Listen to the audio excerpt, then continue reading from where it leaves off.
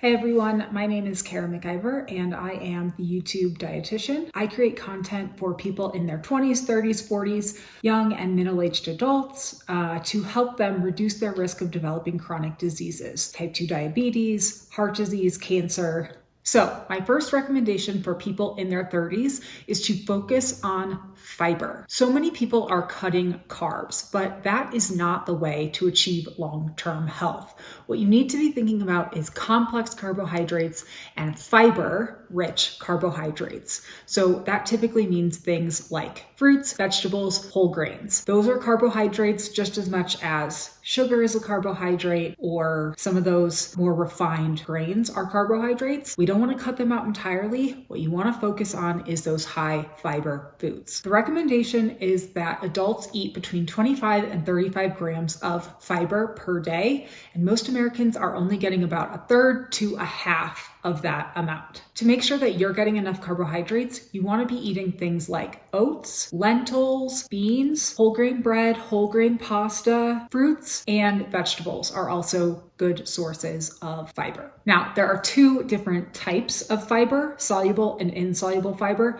I'm not going to go into that in this video, but I will go into it in a future video that's going to be all about fiber. Now, if you want that information now, I do have a free fiber ebook on my website. I will link it down in the description of this video. You can go download that, learn all about the different types of fiber, and there's a couple dozen recipes and non-recipes in there for meals that you can eat, fast food meals, microwave meals, and then things that take a little bit more cooking. You can put any 3 meals from that book together and hit your fiber goal for the day. Now, a 2022 study found that there is a correlation, a link between working a lot of hours and not getting enough dietary fiber. So what they found is that if you work more than 40 hours a week, you are unlikely to be getting enough fiber in your diet. And if you work more than 52 hours in a week, you are extremely unlikely to be getting that recommended amount of fiber in your daily life. What that means is if you are working a lot, you are probably setting yourself up to be at a higher risk of developing things like weight gain, type 2 diabetes, heart disease, and colon cancer, diverticulitis, diverticulosis, because you're getting insufficient amounts of fiber in your diet. I bring this up in this video because those of us who are in our 30s are probably those who are quite likely to be working more than 40 hours a week,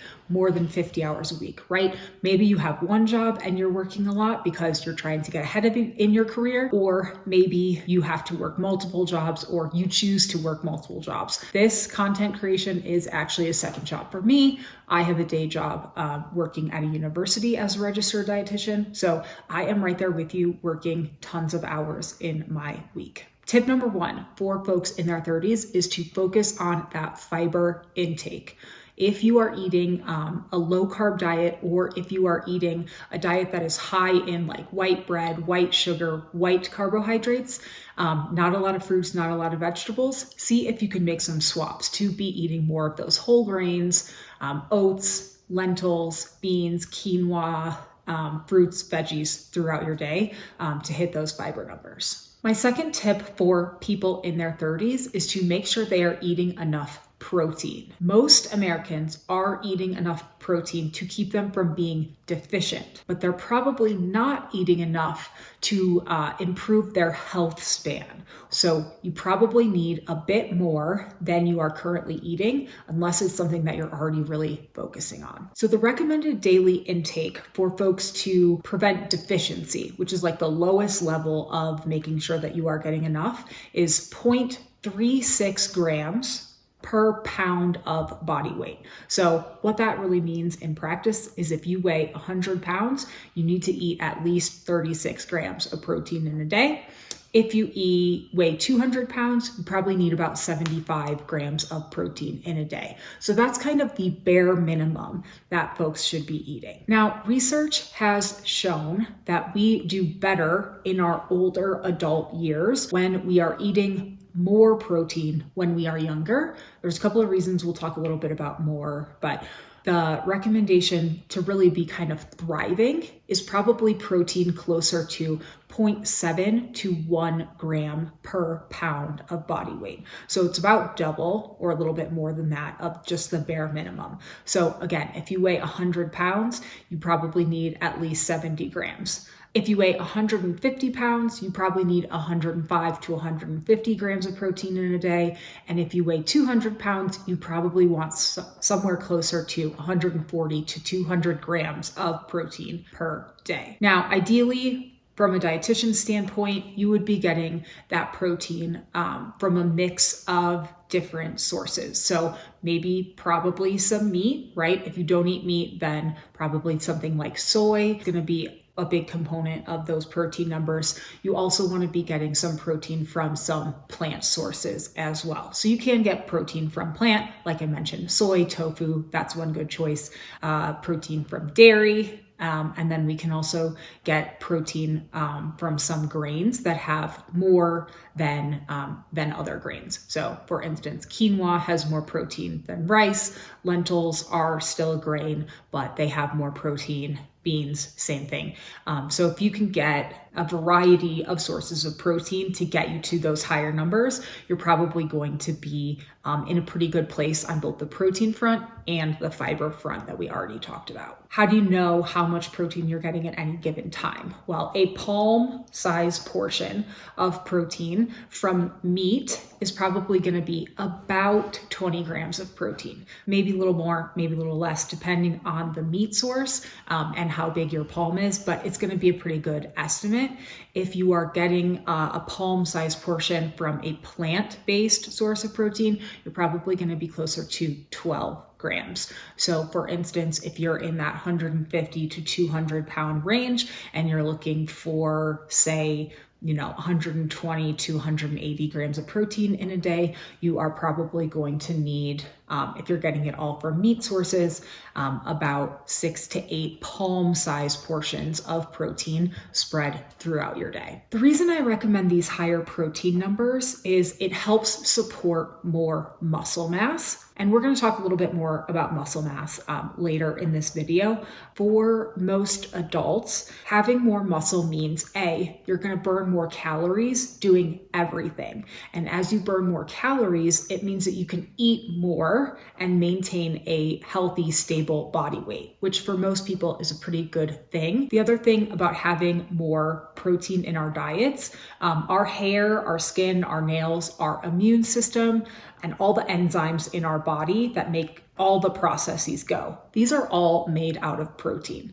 After water, our body is mostly protein. And unlike carbohydrates or fat, we don't store protein in our body. So we need to eat it every day. And we want to make sure that we're eating enough to support our immune system, our hair, our skin, our nails, right? So we do need to eat a little bit more protein than just that absolute bare minimum number if we really want to thrive. Now, my third recommendation for people in their 30s is to take the right supplements. As a registered dietitian, I am always going to recommend that you get most of your nutrients through food first. But there are some nutrients that are particularly difficult to get through our diet, or there are some nutrients that if you don't eat certain types of foods are going to be impossible to get. That doesn't mean that you need to be taking a bunch of supplements. You probably only need to take a select few. So the first supplement you might think about is actually a fiber supplement. If you find it difficult to eat a large amount of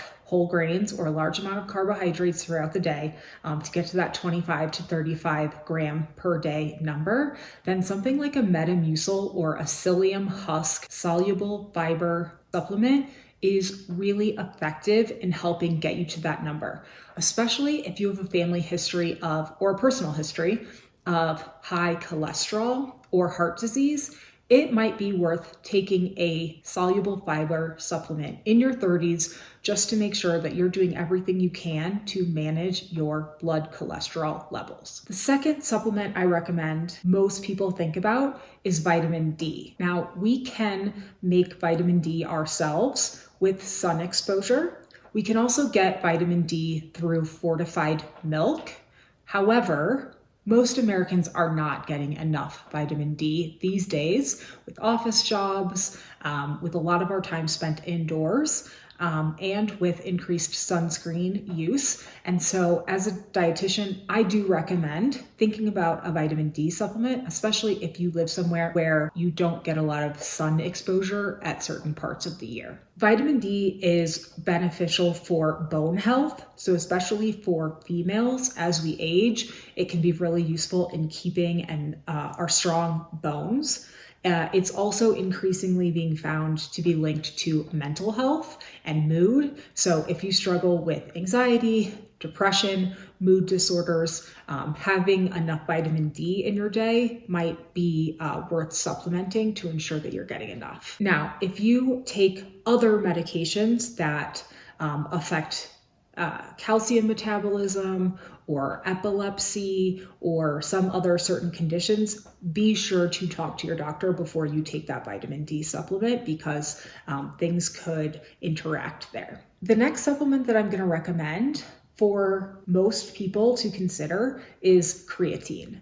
Now, if you've heard of creatine, you've probably heard about it in the context of weightlifting or sports, and that is where most of the research in creatine started. It's found to be an incredibly safe supplement for almost everyone.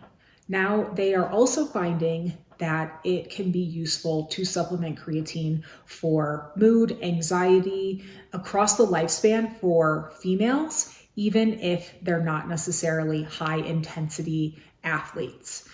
Females don't tend to store creatine at the same amounts as males do, and females also tend to eat lower amounts of the food that naturally contains creatine, which is meat. So a creatine supplement, especially for females in their 30s, might be something to consider. It's a very well-researched supplement, and it's found to be incredibly safe and incredibly effective. If you are vegan or you don't eat a lot of meat, you might consider a B12 supplement. B12, we do typically get from meats. It's abundant in meat, but if you're not eating meat, you probably do need that B12 supplement.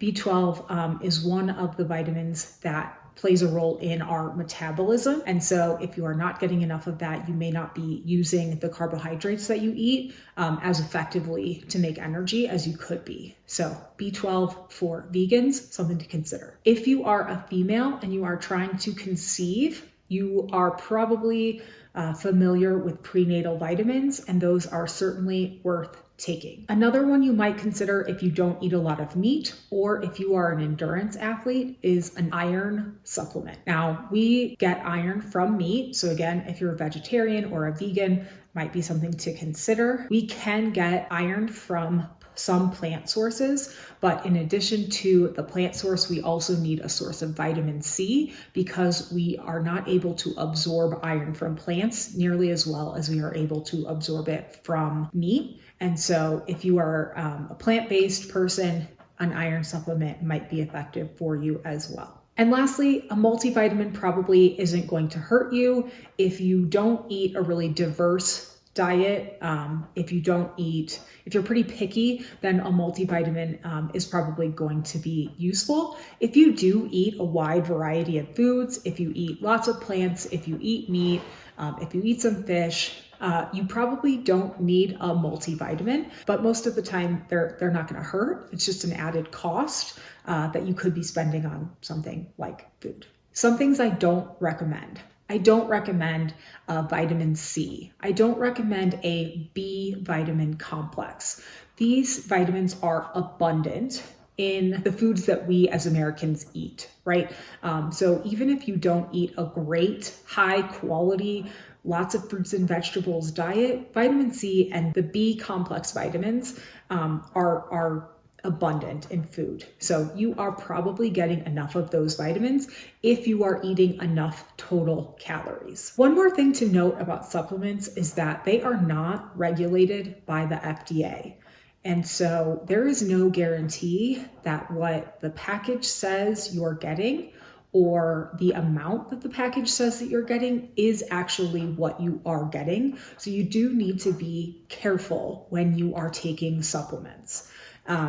Certain vitamins and minerals you can actually overdose on if you're taking large amounts of them in a supplement form. And then other vitamins and minerals, again, like vitamin B, like vitamin C, if you have more of those vitamins than you need, you won't overdose, but you'll just excrete them. You'll just pee them out. So you're paying for, nothing.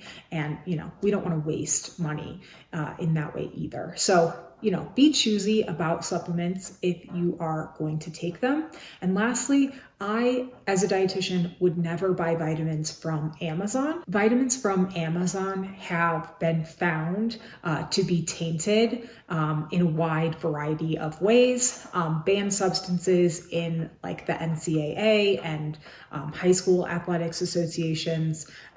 They've also just been found to be bunk, right? So what's in there is not what is on the package. And that seems to be pretty widespread and fairly common when you're buying supplements from Amazon. So I don't recommend that. Number 4, this isn't quite a nutrition recommendation, although nutrition is related. I recommend that people in their 30s build as much muscle mass as they possibly can. For both men and women, after we leave our 20s, it gets more difficult to build muscle mass. Not impossible. There was a study done, people who were in their 90s who were given an exercise plan with progressive overload, which means the weights got heavier week over week for 12 weeks. And even those people in their 90s were able to build muscle. So you can do it later in life, but the later you are, the older you are, the harder it gets to build muscle mass. So in your 30s, I would recommend building as much muscle mass as you can to keep you healthy later in life. In the short term, having more muscle mass allows you to burn more calories doing everything, which means you get to eat more food to maintain your body weight on a day-to-day basis, which just generally in our food society that Americans live in, where we have easy access to high calorie foods, having a higher energy expenditure is going to be useful in maintaining a healthy body weight. So having more muscle can help us burn more calories. The next piece in kind of the short or medium term is that having more muscle allows us to clear sugar from our bloodstream without the use of insulin. So muscles have a different type of door as opposed to like our fat tissues or other tissues in our body. Now, on some of our other tissues, to open this door and let sugar in, we have to use a key, and that key is insulin. Muscles don't need that key. They will just open right up to insulin as they start to move. So having more muscle means that you can clear more sugar from your blood without insulin. Having that ability means that you will reduce your risk of developing type 2 diabetes because you don't have to work as hard. Your pancreas doesn't have to create insulin as often. It doesn't have to create as much insulin. And so you're less likely to develop what's called insulin resistance. And insulin resistance is what can build up and cause type 2 diabetes. So again, short term, having more muscle is good because we burn more calories. Medium term, having more muscle is good because it allows us to regulate our blood sugar a little bit more effectively without the use of insulin. Now, in the long term, it's incredibly useful to have more muscle mass because it means we are more mobile and more able to be self-sufficient getting around in everyday life. What I mean by that is most folks end up moving into assisted living because they no longer have the capacity to get on and off the toilet by themselves. To ensure that you can still live unassisted is to have enough strength to get yourself through the activities of daily life. Going to the bathroom, taking a shower, maybe getting up a couple of stairs to your front step. So if it gets harder to build strength later in life, but you need strength later in life to be self-sufficient, you need to build that muscle earlier in your life, right? So in your 30s, you still have the capacity to really start building and maintaining your muscle mass that will become useful later in life. Now, the nutrition aspect of this is, again, like I mentioned before, eating enough protein and then eating enough calories overall in a day that you're not losing a ton of weight, because when you're losing a ton of weight, you are inevitably losing some muscle mass as well that you want to keep for your longevity. There are so many experts that you can find on YouTube and elsewhere that can tell you more about how to build muscle mass, but there are five basic weightlifting movements or strength training movements that you want to be training in your 30s to ensure that you have functional muscle for later in life. So I mentioned one already, that's the squat. So you want to be squatting in some capacity and building up those squatting muscles. The second is the hinge movement. So hinging would be something like a deadlift, a good morning, an RDL, kettlebell swings. These are all hinge movements. Also want to be pressing. So pressing weight away from your body. So later in life, that would be like putting something that's a little bit heavy up on a high shelf above you. You also want to be pulling. So that would be, again, functionally later in life, that would be pulling that heavy thing down to you off that high shelf. So pulling weight towards your body, that would be a pulling movement. And then the fifth movement is a carry or a rotation. So really building your rotational core muscles so that you're stable. So again, later in life, this is going to help you hold a grocery bag on one side of your body without tipping all the way over. Or it's going to allow you to pick something up next to you. Or it's also, if you're strong through your rotational core, if you do happen to fall when you're older, it's going to help you move from your side to your back or from your side to your front so that you can then squat and stand back up. So squat, hinge, push, pull, and carry are the 5 ways that you really want to be building that functional muscle for later in life. My 5th recommendation for people in their 30s is to assess your alcohol intake. We think of binge drinking as a young person's game, but a lot of us carry the same drinking habits that we had in our 20s into our 30s. In fact, according to the CDC, more than half of the binge drinks, so of all the drinks that are being grouped into binge drinking, more than half of them are consumed by people over the age of 35. So binge drinking does definitely still happen in our 30s. So assess your relationship with alcohol. Assess how much you are drinking and aim to reduce your alcohol intake. Alcohol can be incredibly inflammatory. Inflammation in the body is one of the things that can, again, lead to chronic diseases down the line. So we want to be doing things in our 30s to minimize how much inflammation is happening. Now, just to give you some definitions, binge drinking is considered having more than 5 drinks for males and 4 drinks for females in one sitting.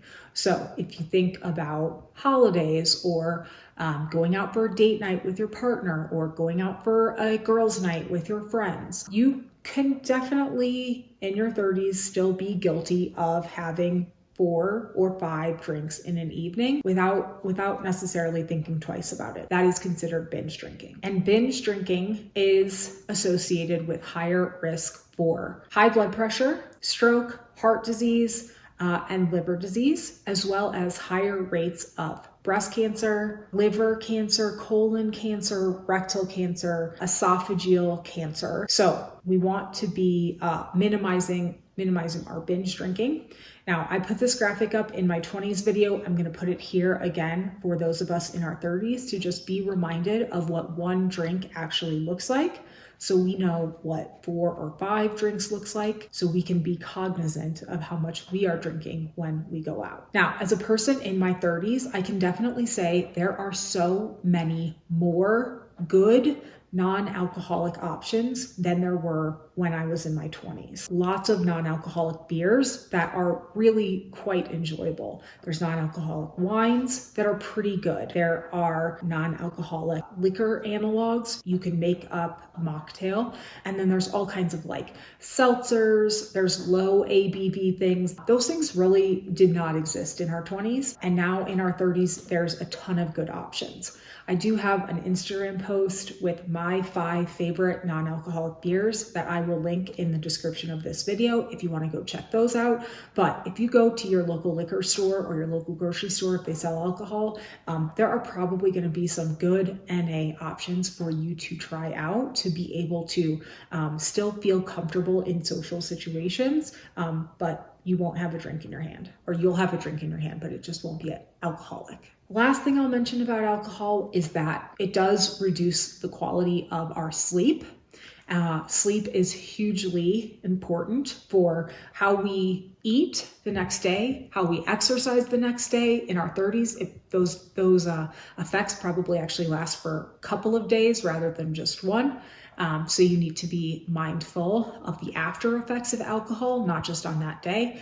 Alcohol also changes how we make decisions about food, like the night that we're drinking, right? It's really easy to go have a couple of late night snacks after we've had a couple of drinks that maybe we wouldn't have had if we had just been drinking something non-alcoholic. So my last tip for those of us in our 30s is to assess our relationship with alcohol and how much we are really drinking. So those are 5 nutrition tips for people in their 30s to eat healthier, live healthier, and improve their longevity later in life.